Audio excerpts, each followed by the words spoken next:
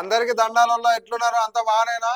ఇక మీ రాజన్న వచ్చినంటే మన తెలంగాణ జోర్దార్ ముచ్చట్ల మంచి మంచి ముచ్చట్లు పట్టుకొచ్చిండోళ్ళ. గవేందో ఒక పారు చూద్దాం పారే. ఇగో ఏదైనా చెయ్యాలన్నా పట్టుదల ఉండాలి, ఏమైనా నేర్చుకోవాలన్నా పట్టుదల ఉండాలి. మనం ఒక పట్టు పట్టినామంటే ఉడుం పట్టు అంటే చాలు ఏదైనా సాధిస్తాం. ఇవంతా మాకెందుకు చెప్తున్నారు అనుకుంటారు ఆ పబ్లిక్? కాదు, మీకు కూడా తెలవాలి. ఓట్లేసి గెలిపించుకున్నాం కదా, గదేందో ఈనుర్రి.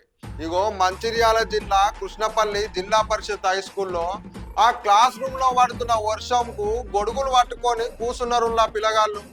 ఇక స్కూల్లో ఉన్న సారులకు తప్పుతుందా చదువు ఎప్పుడు?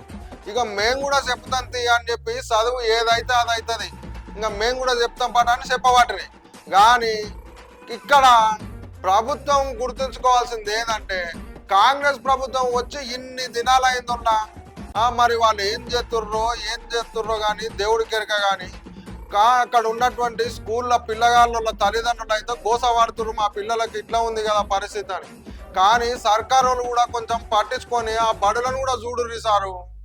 స్కూల్ పేరు జెడ్పీఎస్ఎస్ కృష్ణపల్లి.